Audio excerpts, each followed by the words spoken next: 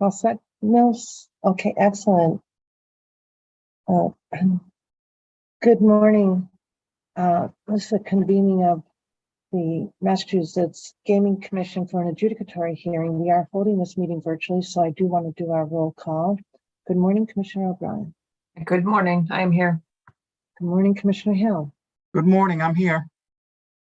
Good morning, Commissioner Maynard. Good morning, I'm here.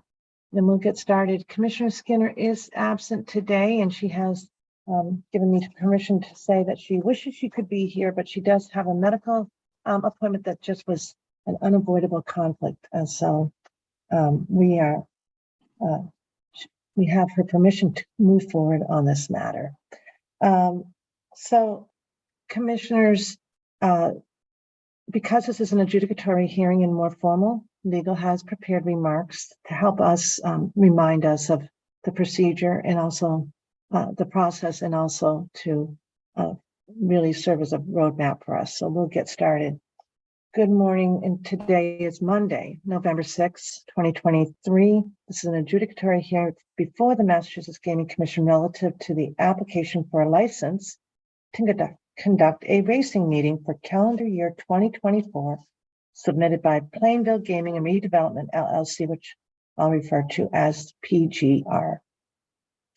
My name is Kathy Judstein. I'm the chair of the commission. I'm joined today by my colleagues, Commissioners Eileen O'Brien, Brad Hill, and Jordan Maynard. The entire commission will preside over the hearing and decision of this matter, and this hearing will be conducted in accordance with 205 CMR 101.01, General Laws, Chapter 38, Sections 10 and 11, and the informal fair hearing rules within 801 CMR 1.02. And this hearing is being conducted via remote collaboration technology. Before we begin, I would like to explain the process that will govern this proceeding. First, a notice of hearing was provided to PGR in advance of today's hearing. It identifies 11 issues that will be the focus of the Commission's attention at this hearing. Though everything raised in the application is at issue, the Commission has indicated that it will specifically be considering the following. 1, whether PGR has submitted an application that meets the requirements of GL Chapter 128A, whether PGR has provided adequate answers to the questions set out by the Commission in the application. The financial ability of PGR to operate a racetrack per General Laws, Chapter 128A, Section 3(i). The impact of the application on the maximization of state revenues per General Laws, Chapter 128A, Section 3(i). 5, the suitability of racing facilities for operation at the time of the year for which dates are assigned per General Laws, Chapter 128A, Section 3(i). 6, the circumstances that large groups of spectators require safe and convenient facilities per General Laws, Chapter 128A, Section 3(i). 7, the interest of members of the public in racing competition honestly managed and of good quality per General Laws, Chapter 128A, Section 3(i). 8, the necessity of having and maintaining proper physical facilities for racing meetings per General Laws, Chapter 128A, Section 3(i).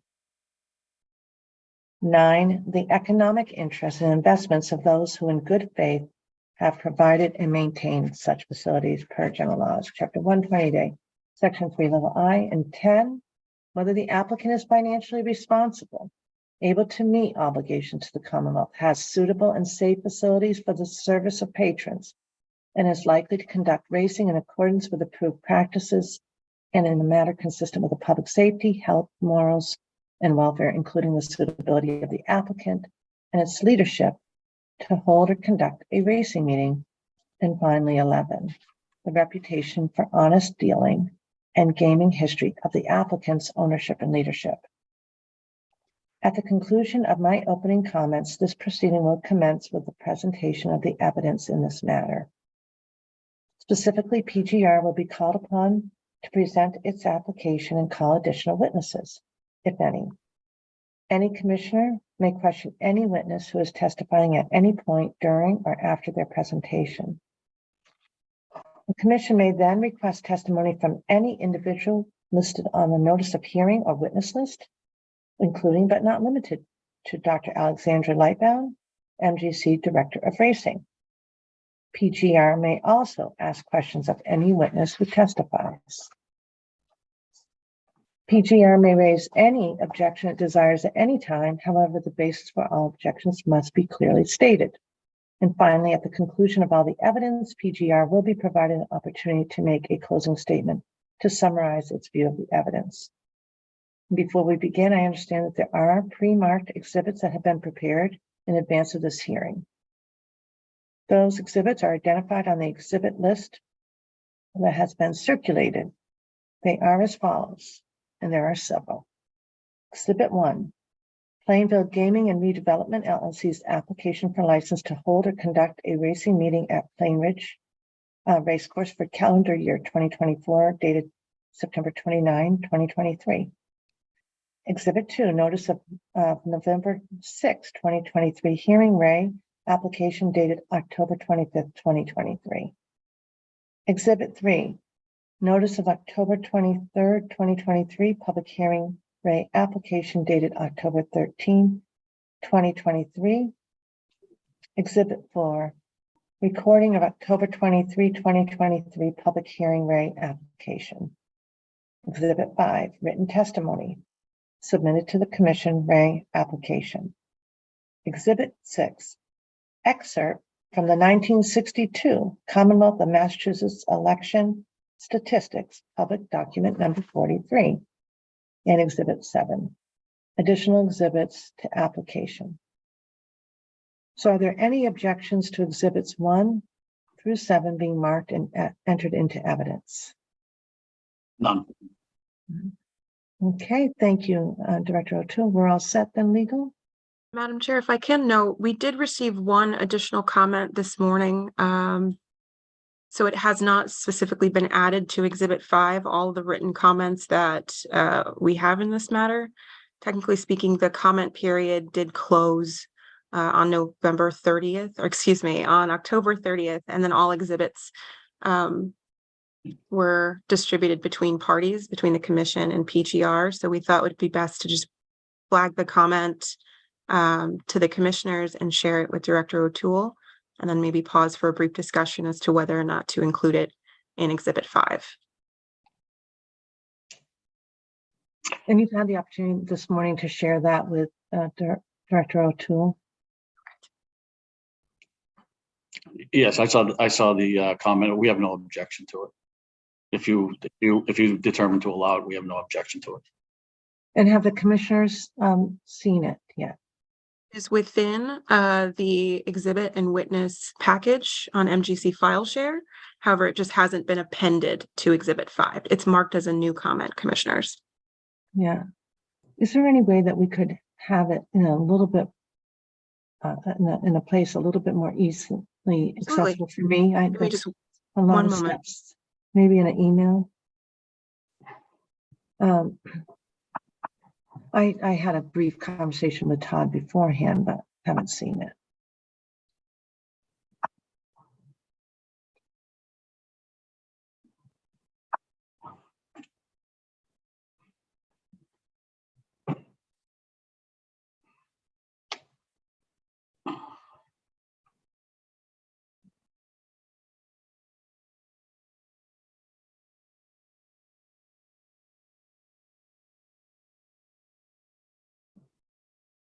Sent. It may take a little bit to get over, but just let me know when you receive it, Madam Chair and Okay. commissioners. Yeah, it's in my email. Thank you.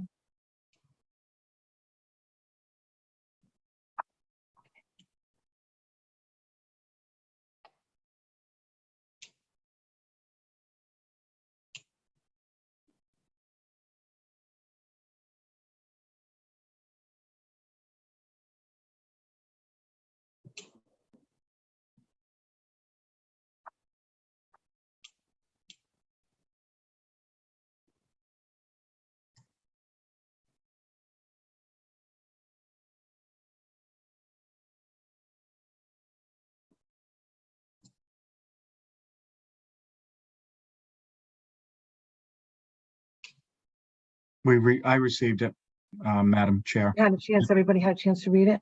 Yes. Okay, and Judy, it's your guidance to turn to us as to whether we allow it, given the fact that it's not timely?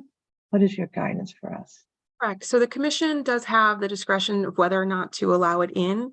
Ultimately, the petitioner here can object, and then the commission can allow or sustain the objection for whether or not to admit the comment as amended Exhibit 5 or new Exhibit 5 in this case.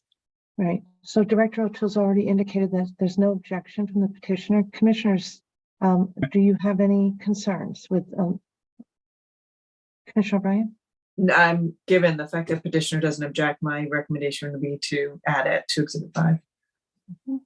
I was gonna agree. Yep. Commissioner Maynard, you're agreeing as well? I'm good with that. And so do I.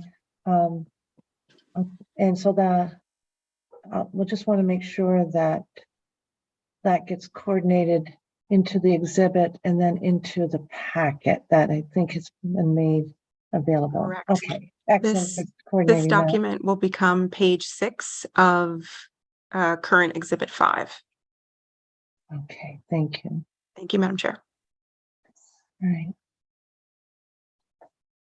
Okay.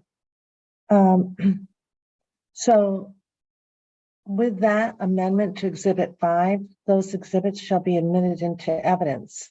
In order to maintain a clean record, I ask that documents are referred to by exhibit number or that you seek help from our legal team. If PGR would like to have any additional documents entered into evidence during the course of the hearing, I would ask that they be properly introduced and marked. I will add that no final decision will be made at the conclusion of the public portion of the hearing.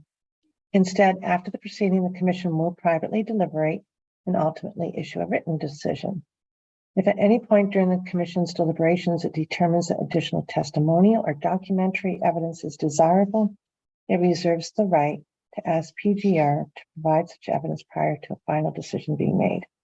We'll now swear all the witnesses in. Anyone who will be testifying at this proceeding, please raise your right hand. Thank you. Okay, do you solemnly swear that the testimony you will provide before the commission at this proceeding will be the truth, the whole truth, and nothing but the truth? I do. Thank you. And note for the record that all have responded in the affirmative. And before we begin, Director O'Toole, does PGR have any preliminary issues or objections? No, we have none. Okay. So with that, I ask PGR to identify its first witness and present its application. And Director O'Toole, I'm presuming that is you. It is, Madam Chair. Thank you. Steve O'Toole, Director of Racing for Plainridge Park Casino. I'd like to thank the commissioners for their time a couple weeks ago, and also those who took the time to testify and give public comment, especially the chairman of the board of the select board, Jeff Johnson, the police chief and fire chief, Jim Floyd and Rich Ball, the Plainville residents that were there, and the horsemen's associations, the Harness Horsemen Association of New England and the Standardbred Breeders. It's my pleasure to present the application for 2024. I believe we've submitted a completed application, the $125,000 bond, the $2,100 fee, and exhibits that give evidence that the application will meet the criteria for licensure that Madam Chair has outlined. The financial ability, the maximization of state revenues, the suitability of our facility, our convenient and environment for large groups. Our racing has been honestly managed in a good quality, and we have the proper facilities, and it provides the accords the economic interest and the investments of Plainville Gaming and Redevelopment. Our parent company, Penn Entertainment, continues to be a leader in the gaming and the racing industry, which reflects the ability of Plainridge to operate with 11 facilities in 8 other jurisdictions. Penn Entertainment has experience over many years in the wagering facilities there, and also the ADW Hollywood races, along with some other OTBs. This provides the operation of Plainridge a great resource from the corporate racing team. And I would like to highlight some of the points in Exhibit 25 as to why this application is beneficial to the public, the Commonwealth, and the applicant. Penn Entertainment is a substantial regional gaming operator with outstanding financial capability and operational resources. Penn Entertainment takes pride in creating an inviting racing atmosphere by investing deeply in both the customer-facing and the horse racing side of our operation. The physical facilities for our racing meetings are state-of-the-art, well-maintained, and provide a convenient and safe atmosphere for our customers and for our horsemen participating. We also continue to offer our racing officials the latest technologies to perform their duties and honestly manage the racing at Plainridge. At this time, I would like to call your attention to Exhibit 22, letter E, as part of our application. There is a typo there. That is about our timing contract, which is provided by International Sound. All of our International Sound contracts run through 2024. There was a typo there that said 2022. I apologize for that, but that I would like to call your attention to that. With purses well over $15 million this season and the strongest standardbred breeding program the state has ever seen, the economic generator that racing at Plainridge has created is maximizing state revenues for sure. This year, we propose a 110-day meet over the course of 33 weeks. The actual nuts and bolts of putting the 2024 schedule together is actually a product of discussions with other regional tracks to maximize field size and to create a circuit-style approach that fits nicely with the current racing climate in New England. We get together with Bangor, Cumberland, Saratoga, and try to create a schedule that has minimal conflicts so that the horsemen can appropriately race their horses on the tracks that they prefer at the certain times of the year that we all race at the same time. So there's very little gaps in the racing calendar in New England. Our mid-April through the end of November schedule is consistent with our past seasons, and the facility is definitely suited for the time of year we have applied for this year. We believe there's sufficient evidence provided that granting these dates benefits our horsemen and the public, and in return provide for the fair treatment and economic interests of Plainville gaming and redevelopment.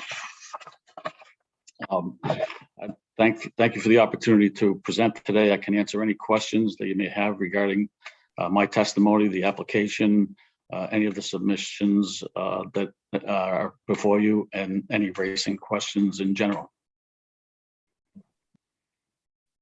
Commissioners, questions for Director O'Toole?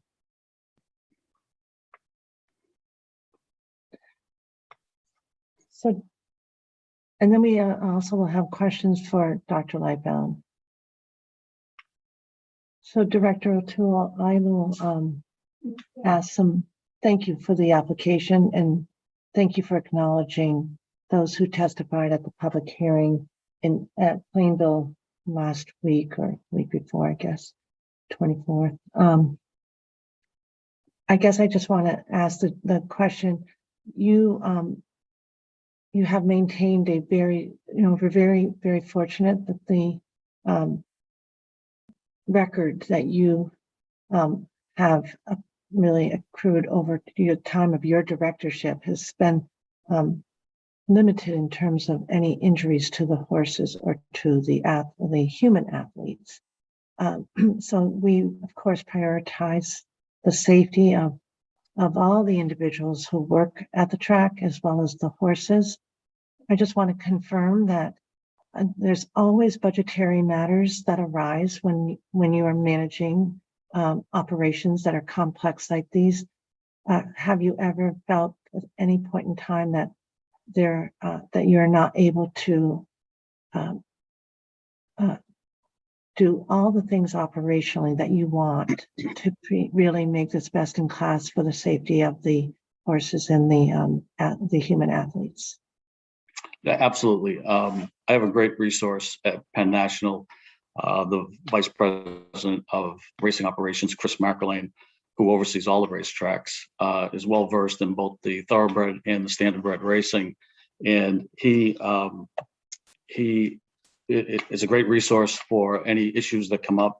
But one of the priorities is track surface, maintaining the track, which becomes more difficult every year as every year goes by, because a lot of those individuals that are proficient in that, it's not something that you can take a course on or whatever. It's really a touchy-feely thing with the weather conditions, and especially in New England, we start off with a much different climate in April, and then we change into obviously a hotter climate in the summertime, and then we transition to a fall climate, which we have to really take into consideration how our track surface is laid out, what we use for a blend of the stone dust that is used for that's used for the surface. We change it all the time. We change it according to how it's reacting to the environment. So it gets complicated, and the individuals that are well versed in that are very few out there. We're very fortunate that I've been able to cultivate. Now this is the third track supervisor that I've had who has come right up through the ranks, from driving the tractor and working on the track to coming to the point of conducting the track crew and having them do all the maintenance on that. Very proud of the track this year, especially. We've had absolutely no catastrophic breakdowns. We've had no injuries to speak of to both the horses or the participants. I think we've had more medical calls for individuals with personal problems that have come to the participate than we have out of any racing activity. So, and we're always, I have no budgetary constraints when it comes to providing a safe atmosphere. Thank you. Thank you for that. Commissioners, other questions that you may have for Director O'Toole? A follow-up? And Dr. Lightbound, you can remind me, and I'm sorry if I missed it. A reminder to anyone listening, it's a 141-page application, which we've helped devise. So it's very thorough and complete, but we do an independent audit on the track as well.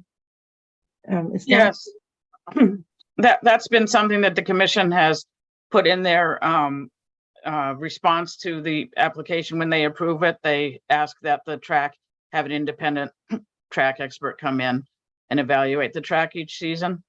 And that was they've done been this past season, right? So, yes. Thank So you. the commission may want to include that this year as well Good. for next year. Thank you, Dr. Lightbound. And I've budgeted for that. And you've budgeted for that. Well, that's excellent. Any other inquiries? Dr. Lightbound, just a question for you. If you can remind all of us of the safeguards that are put in place with respect to integrity of the gaming and the testing of the horses. I guess I'd like to be reminded of that. And then also if there are any trends that you've seen or any concerns that you think need to be addressed by Director O'Toole in the coming year. I don't see anything really that needs to be addressed in the coming year. Just as far as our normally what we do is keeping track of trends. As Director O'Toole mentioned, it's been a very safe year. We haven't had any catastrophic injuries, which is wonderful. We do extensive post-race testing. We also do pre-race testing. And Plainridge has a veterinarian that is on the track before the races, watching the horses warm up to make sure they're in shape to race and to handle any types of injuries that may occur. But that job has been thankfully very easy this year with no injuries. So it's been great that way. And we'll just continue to monitor those trends. And you haven't seen any particular trends around the horses testing positive for any illegal substances or We have had a fair amount of positives this year, and I'll have to wait until the end of the season when we get the number of horses that have started, because our fields have been much fuller this year. So we've had more horses racing than we have in the past. And so the uptake in drug positives may be just a consequence of having more horses racing. So Oh. proportionally, it may be similar to other years, but I just don't have the data to make a definitive comment on that right now. Director O'Toole, with regard to that, does Massachusetts have standards that are different from the other regional tracks that these horses that may be new, or the trainers and owners are caught off guard by our rigorous requirements? There are some variations to that. However, most of and Alex can correct me if I'm wrong, but I believe that a lot of the positive tests that do come back are actually over a prescribed limit from the testing lab. So it's not that it's an illegal substance, it's a therapeutic substance that either metabolized late for the animal when he raced, or was maybe administered just a little bit too close to the race, but it went over the threshold level. In other words, if you took an aspirin today and in 2 days, it might still show up in a blood test. Thanks for So, that clarification. Thank you. And there are other positives, I believe, but for the most part, I think most of the ones that come back are those therapeutic drugs that just that just go over the acceptable level. Yeah. Thank you, and thank you for helping me with using the right language. And the only thing I would ask, and we can talk about this too in our deliberations, is I wonder if it's also just a communications strategy to remind any newcomers of our standards and these pitfalls so that they can plan. The one thing I will give this judges stand that is in place now at Plainville and with Alex, they have been very vigilant about getting the word out of what they expect from not just the trainers, but the drivers and the owners, and how they conduct themselves and what's expected of them throughout the meet. They've done a great job at that. Yeah, that's good. Helps for participation. Okay, any other questions? Commissioner, Dr. Lightbound, my apologies. Commissioner Lightbound, Dr. Lightbound, Alex. If I can just follow up, we do provide a trainer's manual, and part of it does describe on those therapeutic medications, which Director O'Toole mentioned.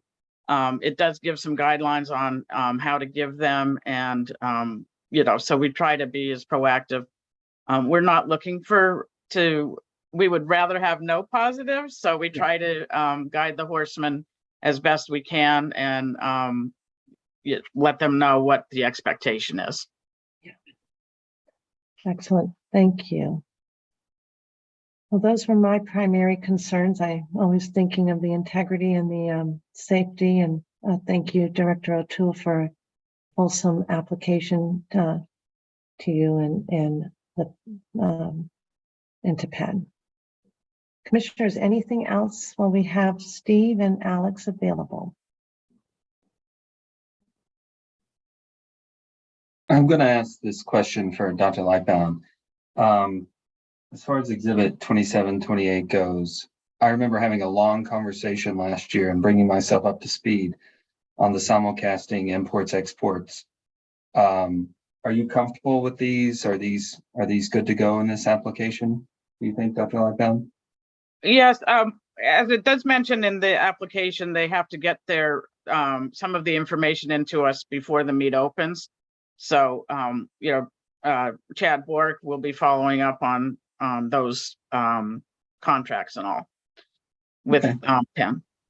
All right, thank you. Yep. So before we let you go, I'm going to do check in with Dr. Lightbound, our Director of Racing. Do you have any concerns with this application that we should know about? No, I don't have any concerns at all. Thank you. All right. So PGR, Director O'Toole, do you wish to make a closing statement? I just want to thank the commission, Alex and her staff, for doing a great job as far as policing the racing, helping us create good racing that is honestly managed and of good, high quality. We've come a long way, as I mentioned in the presentation. The standardbred breeding industry in Massachusetts is stronger than it's ever been. They increase every year. The state bred races this year were very competitive, and it was a great show that they put on. So between Alex and her staff working with those races, we did hold detention for those particular races, which went very well. And Alex's testing of every horse that was in the program on all, not just the finals, but all legs. They tested every horse, which was commendable for them because it really put a burden on them, because they usually on the pre-race tests usually do a random 1 or 2 horses. In this particular case was very labor intense for her and her vets to be pulling all the bloods before the race as well as after the race. So that was a great thing that they did.